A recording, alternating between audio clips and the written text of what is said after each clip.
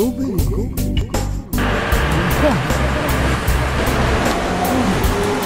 Gérard Corporon, bonjour. Bonjour. Bienvenue dans Bavardage chez Noarco à 7.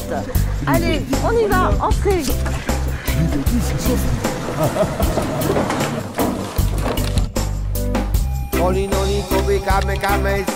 Gérard, merci d'être ici chez Noarco pour Bavardage.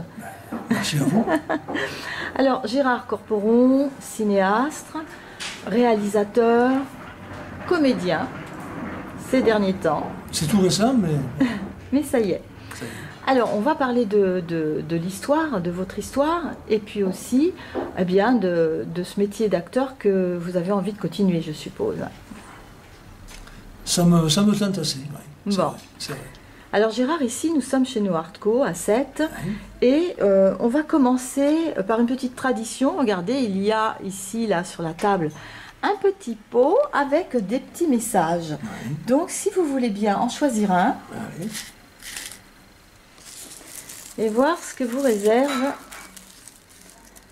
Alors, je mets une Allez. minute, hein.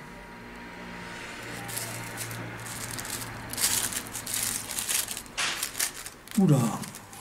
Alors, certaines personnes te regretteront car la lumière est trop intense pour eux. C'est comme ça. Continue de rayonner. Martin Luther King. Wow, Un beau message. beau message là, hein. Merci hein, beaucoup hein, Noarco. Alors justement, on parle de lumière, dans le cinéma, on s'occupe aussi de la lumière. Hein. Déjà, vous êtes réalisateur depuis combien de temps, Gérard? Vous en êtes à votre 3e court-métrage. Oui, alors bon, il faut dire que jusqu'à pratiquement pendant 40 ans, j'ai fait du film d'entreprise, du film institutionnel qu'on appelle. Donc j'ai une formation, bien sûr, plus axée sur le reportage ou le documentaire, et beaucoup sur la prise de vue, puisque ma profession numéro 1, c'est caméraman. Hein, et ça, je l'ai fait pendant des années. Bon. Et puis, ça fait maintenant quelques années que bon, j'en avais un peu assez de faire des films pour les autres, des films de commande, et que j'avais envie quand même de faire de la fiction, depuis longtemps. Depuis longtemps. J'ai eu l'opportunité donc de pouvoir réaliser un premier film, ça s'appelait Sous le regard de Rimbaud. Alors bon, c'est un film qui n'a pas trop marché parce qu'il y avait quand même certaines choses qui étaient un petit peu bancales dans l'histoire. Mais ça m'a mis le pied à l'étrier quand même. Ça m'a permis, comme on dit toujours, il fallait qu'il y ait une première fois. Voilà, parce que là, ce film, Sous le regard de Rimbaud, il avait été écrit par oui, voilà. Par François Moutier, qui a écrit voilà. le scénario. Alors bon, on ne va pas rentrer dans les détails, mais c'est un film qui est... Enfin, c'est un peu mystérieux. Un peu mystérieux, peut-être un petit peu trop intello, on va dire. Bon. Enfin, il y a des bonnes choses dedans. Hein. Moi, j'ai beaucoup aimé. Hein. Je sais, même beaucoup de gens ont aimé. C'est pas... Mais disons que l'ensemble du public n'a pas trop accroché. Voilà. Mais encore une fois, comme je dis, ça a été quand même une première expérience dans la fiction. Hein, et ça m'a permis quand même de mettre le pied à l'étrier et de voir un petit peu comment ça se passait, ce qu'il fallait vraiment décerner dans un film pour arriver à avoir quand même quelque chose qui se tienne vraiment, qui tienne bien la route. Voilà. Alors bon, cette expérience passée, après, pour mon second film, c'est moi qui l'ai écrit, et ce film-là se passe dans le milieu maritime, parce que c'est un milieu que je connais assez bien. Vous avez de la famille de pêcheurs alors, sur mon grand-père paternel était pêcheur, oui. Mais voilà. Mais par contre, bon, je fais partie moi-même depuis pas mal d'années, depuis plus de 20 ans maintenant, de la SNSM, la Société Nationale de Sauvetage en Mer. Oui.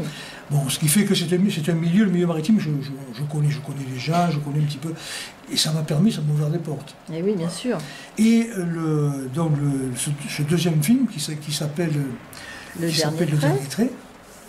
Le dernier trait, quand on parle de trait, c'est un trait de chalut, puisque le film se passe à bord d'un chalutier.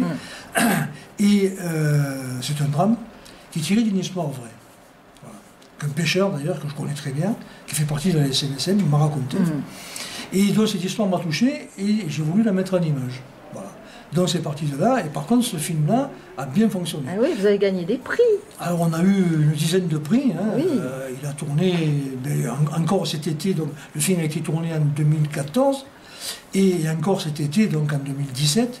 en 18, mais en 2017, l'été 2017, il est encore passé à Dortmund, en Allemagne, dans un festival international. D'accord. Voilà.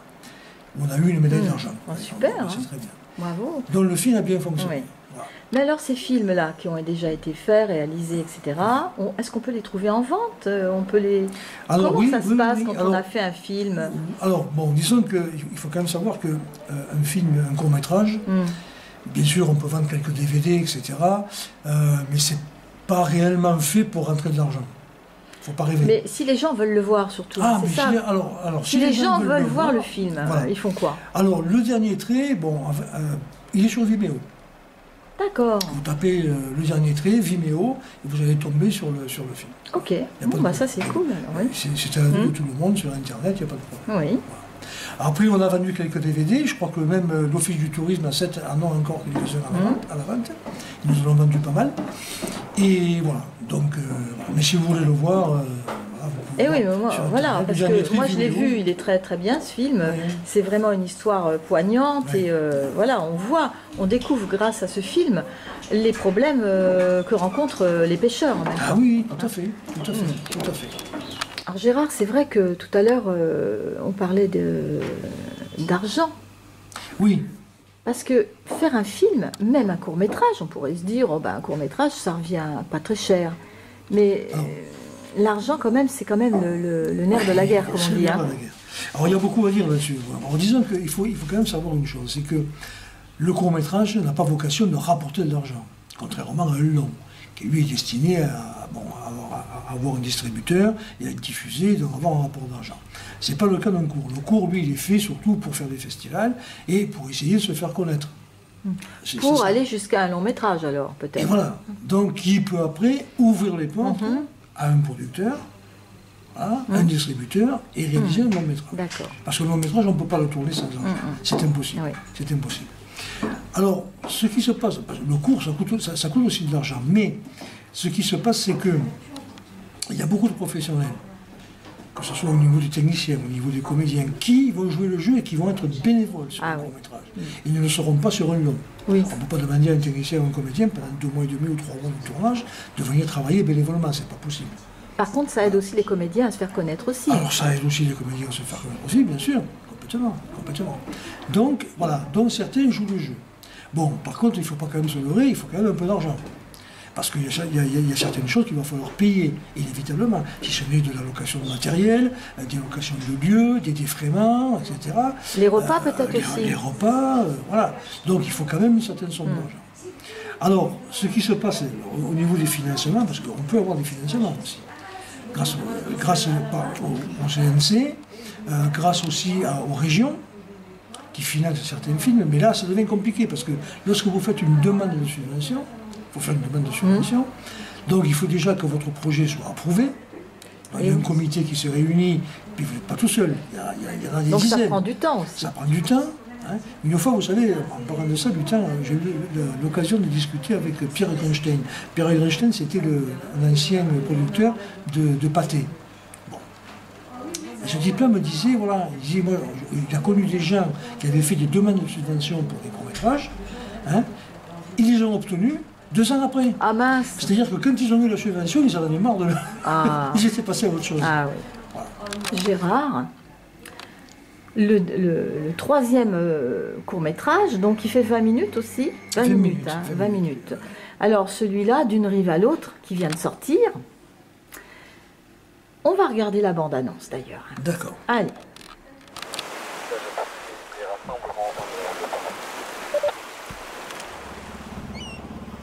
Regardez patron, quelque chose là-bas. À droite de la bouée.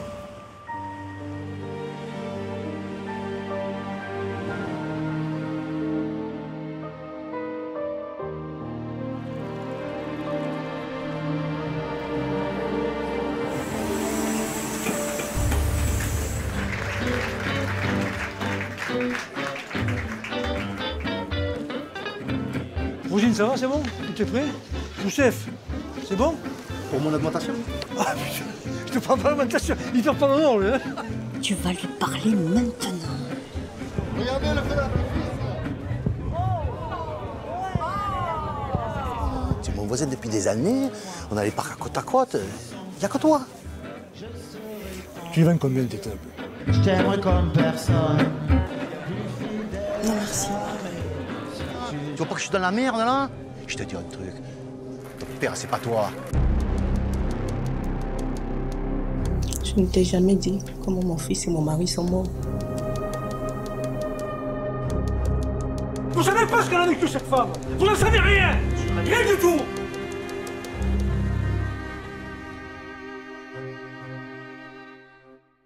Pourquoi ce sujet-là? Alors, Le ça c'est dernier. autre chose. Alors, pourquoi ce sujet? Alors, il y a plusieurs raisons. Disons qu'on va commencer par le commencement, c'est-à-dire, bon, déjà, j'ai été quand même touché par, malheureusement, une actualité assez brûlante, bon, qui concerne les migrants. Bon. Donc, le sujet, bon, est basé là-dessus. Alors, ce que j'ai fait, c'est que j'ai imaginé une histoire qui ne se passe pas aujourd'hui. Je l'ai située en 2011, je vais vous dire pourquoi. Parce que faire une actualité, une fiction qui se passerait avec les migrants aujourd'hui, ça veut dire qu'il faut aller en Italie, il faut aller à Lampedusa, etc. Donc voilà. Alors d'une part, ça me gênait aussi parce que je ne voulais pas surfer quand même sur une actualité comme ça. C'était un peu, pardonnez-moi l'expression, un peu putassier. Voilà. Donc j'ai quand même fait ça, mais avec une histoire qui est antérieure et que j'ai située en 2011. J'ai située en 2011 parce qu'en fait, c'est l'histoire d'une Ivoirienne et qui évidemment se retrouve, qui quitte son pays de façon clandestine, etc. Et qui va être repêché par un ostréiculteur. Alors je vais y revenir. Voilà. Alors pourquoi une Ivoirienne? Et pourquoi en 2011? Parce qu'en 2011, il y a eu les fameux gros problèmes entre Gbagbo et Ouattara, où les élections ont été plus ou moins validées, où l'un ne voulait pas quitter le pouvoir, etc. Donc il y a eu des émeutes, il y a eu une guerre civile quand même. Hein. Il y a eu des morts, il y a eu des exactions, il y a eu des choses terribles. Il y avait deux factions qui se battaient entre eux, et ça a été, il s'est passé des choses épouvantables. Voilà. Et en plus de ça, je connaissais une Ivoirienne, voilà, Rosine Moulari-Belli, que beaucoup de ceux-là connaissent, puisque c'est elle qui tient le restaurant au Poulet Bicyclette, voilà, sur le cul de la République. Et cette femme, je la connaissais, elle n'est pas comédienne, attention, c'est pas une comédienne. Mais je savais qu'elle avait un certain charisme, elle avait quelque chose en elle, et j'ai dit, cette femme-là, si elle pouvait faire le rôle, ce serait super. Un naturel aussi. Hein. Et très naturel. Et donc, j'ai écrit cette histoire en pensant à elle, mais sans savoir si elle allait me dire oui ou non. Ouais. Et sans savoir, même si elle me dit oui, je ne savais pas si elle allait faire l'affaire, parce que je me doutais que, mais tant qu'elle n'avait pas fait le scénario... Bien inspiré quand même, Gérard. Hein. Voilà. Alors, quand le scénario a été écrit, je suis allé la voir, je lui ai fait lire, et je lui ai dit voilà, c'est un rôle pour toi, je l'ai écrit pour toi, ça t'intéresse. Et comme c'est quand même quelqu'un d'assez impliqué, bon, on a une association, on s'occupe de récupérer un tas de choses pour les... Enfin, elle est quand même impliquée dans ce genre de problème, c'est quelque chose qui l'a touché. Bon. Et elle m'a dit, d'accord, elle m'a dit, je le fais. Mais elle me dit, bon, je le fais, mais il faudra faire des essais, je ne sais pas si je vais faire l'affaire ou pas. Ben, j'ai dit, d'accord. Donc, on a fait des essais, et au premier essai, parce qu'elle a une scène quand même assez difficile où elle raconte les malheurs qui lui sont arrivés. Et au premier essai, j'ai dit effectivement, il y a du potentiel, on peut faire quelque chose. Voilà. Ouais, c'est génial. Donc partant de là, j'ai validé le fait que ce soit elle qui tienne ce rôle. Alors il y a aussi une personne qui s'appelle Françoise Decaux, qui est une ancienne réalisatrice, qui a fait des longs métrages, par contre, pour Arte, etc., que je connais très bien, et qui a à Sète une association théâtrale, où elle donne des cours de théâtre, et qui nous a fait travailler. Alors quand je dis nous, parce que ce que j'ai pas dit, mais on l'a vu dans la bande-annonce, c'est que je joue. Voilà, et c'était votre premier rôle d'acteur. Alors c'est pas vraiment mon premier rôle. Ah bon? C'est pas vraiment mon premier rôle. Disons que j'ai fait ça, alors au départ, quand j'ai écrit l'histoire, je pensais donc à Rosine, pour faire le rôle de la migrante. Par contre, pour faire le rôle de l'ostréiculteur, puisque ça se passe dans le milieu ostréicole, je ne pensais pas du tout à moi. J'avais 2-3 comédiens un peu en tête, bon, j'ai dit, on verra, ce sera le moment, on fera un choix. Et puis, il faut dire qu'avant tout ça, j'avais fait 2 courts-métrages pour un gars de Montpellier qui s'appelle Patrick Ortega, et qui fait des ateliers de cinéma, réalisation, il fait aussi des ateliers d'écriture, scénario, etc. Je le connais, et un jour, pour le dépanner, il m'a dit « Ah, mais écoute, j'ai un rôle pour toi, est-ce que ça t'intéresserait de jouer ?» Bon, ça lui plaisait, il trouvait que j'avais l'allure qu'il fallait pour faire ce qu'il voulait. Et je lui ai dit « Écoute, bon, moi je veux bien, mais Bon, je ne suis pas comédien, je suis réalisateur, je ne suis pas comédien. Ce que je savais, c'est que, enfin, je pensais que je pouvais être naturel.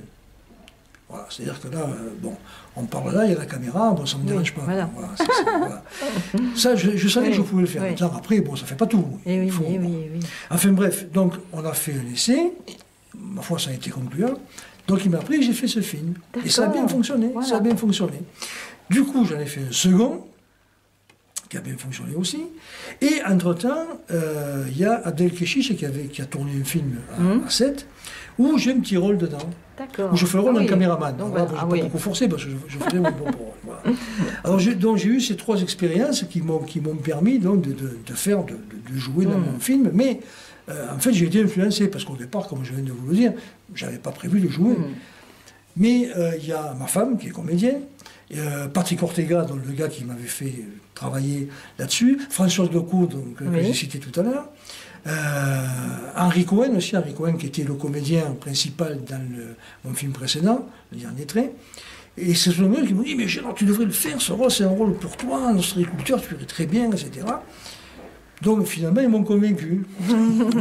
Et alors, qu'est-ce qu'on ressent, Gérard, d'être derrière la caméra cette fois-ci? Enfin, devant. Oui, ben, c'est intéressant. Alors par contre, non, franchement, j'ai aimé. Hein. C'est une expérience qui est vraiment, qui m'a beaucoup plu. Par contre, c'est vrai que pour ce film-là, d'une rive à l'autre, pardon, c'est quand même compliqué parce que j'étais à la fois réalisateur et comédien. Oui. Donc, bon, alors, le film était très écrit, c'est-à-dire que tout était préparé en avance, etc. Il n'y a pas eu d'improvisation sur le tournage, tout était écrit. Voilà. Mais comment ça se passe alors justement quand on est et comédien et réalisateur? Parce que normalement, le réalisateur, il est derrière la caméra et puis il regarde. Alors, voilà. Disons que j'avais quand même une bonne équipe. J'avais aussi Patrick Ortega, dont je viens de parler, qui est un réalisateur, et qui a été premier assistant sur le coup. Donc en fait, bon, c'est lui quand même qui donnait les ordres, etc. Après, bon, moi je validais, j'ai visionné ce que j'avais fait. Alors quand j'étais pas à l'image, bon là, je restais derrière la caméra, quand j'étais à l'image, j'étais là, bien sûr. Donc, mais après j'ai visionné, j'ai validé, si c'était oui, non, etc. Est-ce que vous étiez sévère avec vous-même? Ah oui. Et oui, parce que... Ah oui, il faut pas de complaisance. D'ailleurs, j'avais dit, écoutez, bon, soyez intransigeants. Hein. Le moindre truc qui ne va pas, dites-le. Hein. Il ne faut pas pour me faire plaisir. Ça ne sert à rien. Hein. Donc, soyez, voilà. C'est pour la réussite du film. Hein. Voilà. Complètement. Et ma foi, bon, ça a fonctionné. Et c'est vrai que alors, il n'y avait pas que moi. Hein. Alors, disons que d'abord, Rosine, bon, a été vraiment superbe dans ce film-là. Elle s'est impliquée à fond. Elle a vraiment donné... comme on dit vulgairement, c'est sorti les tripes. Vraiment, elle a tout donné. Tout. Et les autres comédiens aussi, il y a Christian Pratt, qui a un rôle assez important, qui va très bien aussi. Il y a, alors je vais vous les citer, il y a Isabelle François, qui est comédienne, ce sont professionnels. Hein. Isabelle François, c'est la fille de Pierre François, le peintre. Oui, d'accord, oui. Ensuite, il y avait Thierry Lemoine, qui est un comédien professionnel aussi, qui est de Clermont-Ferrand, qui a un petit rôle, mais enfin bon, qui était quand même assez important. Jean-Luc Dagneau, alors lui, bon, c'est pas un professionnel, c'est un gars que j'avais fait tourner pour faire un petit clip, voilà, et donc ça l'avait intéressé, et là il a un petit rôle, il dit une phrase, hein, enfin bon, il va très bien aussi, voilà. Et puis, voilà, ben, les comédiens principaux. Ah, pardon, non, surtout pas l'oublier, parce qu'il est excellent. Celui qui fait le rôle de Youssef, Samuel Ebb, qui est un excellent comédien, qui est un professionnel aussi, et qui est un humoriste en plus. Donc, il n'avait pas l'habitude de tourner dans quelque chose de dramatique, mais là, il l'a fait, et vraiment, il est vraiment très très bon, très très bon. Voilà, donc j'étais quand même bien entouré, quoi. J'avais une bonne équipe technique aussi. Voilà. Et Gérard, alors, maintenant, puisqu'il est sorti en décembre, hein, le film, là. C'est le début décembre. Voilà. Donc, il va aussi aller dans les concours, dans les festivals. Voilà. Alors, ce que je peux dire aujourd'hui, bon, là c'est le tout début, hein, il n'y a pas encore... voilà. Il y a déjà un festival qui nous l'a sélectionné. c'est le festival Pêcheurs du Monde qui se passe à Lorient. Et donc il passe en compétition au mois de mars. Voilà. Et ensuite, il y a un directeur de festival qui a visionné aussi le film, un directeur de festival qui lui organise 2-3 festivals, et qui, a priori, nous a dit que le film l'intéressait et qu'il allait le prendre dans ses festivals. C'est le début. Après, bon, tout ça est sur la plateforme, donc après, bon, j'espère qu'on en aura. Alors, je pense aussi à autre chose, parce que comme c'est un sujet qui est quand même, malgré tout, d'actualité, et qui est sensible, est-ce que c'est un film qu'on pourrait aussi peut-être faire voir dans des écoles, dans des... Est-ce que, par exemple, il y a des personnes qui peuvent dire... Tout à fait.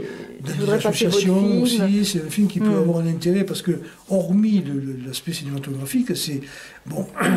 Disons qu'on soulève quand même un problème. Bon, voilà, c'est ça. Qui est un problème, qui est un problème majeur. Bon, qui sont parfois mal vus, et souvent à tort. Donc c'est un film à faire réfléchir. Il n'y a pas que ça aussi. Il y a aussi la délation. Il y a aussi le roman, il y a aussi la vengeance un petit peu bête et méchante. Quoi, voilà. Il y a beaucoup de choses qui sont dites dedans. Je pense que c'est un film qui peut donner à réfléchir sur beaucoup qui peut proposer des débats. Voilà. Complètement. Gérard, merci. Alors, bon vent d'une rive à l'autre. J'espère. Et puis, on se revoit à un autre moment pour donner des nouvelles. Et puis peut-être, je crois qu'il y a un autre projet en vue. Il y a quelque chose qui est... Alors, non, en fait... il me semblait que vous aviez quand même un petit truc, une idée. Mais non. Alors en fait, l'autre projet en vue, ce serait le long métrage. Oui, mais il y a déjà une idée de... Alors, là c'est compliqué, parce que en fait, le film précédent, Le Dernier Trait, pas mal de gens m'avaient dit, y compris dans les jurys, etc., « Ah, ça ferait un bon long métrage, ça. » Une suite, alors? Alors, pas une suite, on peut le refaire, mais différemment, en étayant l'histoire, en rajoutant des personnages, on peut en faire un long métrage. Mais maintenant que j'ai sorti celui-ci, d'une rive à l'autre, beaucoup de gens m'ont dit « Ah mais non, mais c'est celui-là, c'est avec celui-là qu'il faut faire un long métrage. » Non, bah alors... Donc peut-être que je suis en train d'imaginer une histoire qui emboîterait les deux, c'est-à-dire qu'il pourrait y avoir un chalutier au milieu et le monde ostréicole de l'autre côté. Voilà, de façon à rester quand même dans le milieu maritime. Oui, parce que c'est toujours à 7 que ça se passe. Parce que ça se passerait ici. J'ai des possibilités, donc j'ai des ouvertures ici que je ne pourrais pas avoir ailleurs. Donc voilà. Mais voilà, donc là je pense que d'ici 2-3 mois, je vais peut-être commencer à écrire quelque chose. Et voilà, et puis après, au fur et à mesure, ça prendra tout. J'espère. Mais après, il faudra trouver le financement. Ça, c'est une autre histoire. Bon, on fera une petite émission, puis on lancera un appel. Parce qu'il y a des gens qui financent comme ça des choses. Donc, pourquoi pas. Alors Gérard, merci. Et on va terminer l'émission avec la carte donc, de No Art Co, comme à notre habitude, puisque c'est une boutique que vous avez découvert là aussi. Tout à fait, je ne connaissais pas. Donc je ne connaissais pas du tout. C'est très agréable en plus. Très sympathique. Donc on peut boire un petit thé, un petit café, venir. Il y a des expos qui sont organisées, donc les peintres peuvent venir exposer, etc. Et plein de jolies choses. C'est No Art Co, rue donc à côté du marché. Rue Alsace-Lorraine, à 7. Très agréable. Oui. Très agréable. Merci Gérard merci de ce partage et de ce bavardage. Eh bien voilà, merci à vous de nous suivre, au revoir, et puis merci à tous ceux qui s'abonnent aussi à la chaîne, merci beaucoup, et belle année à tous. Meilleurs vœux.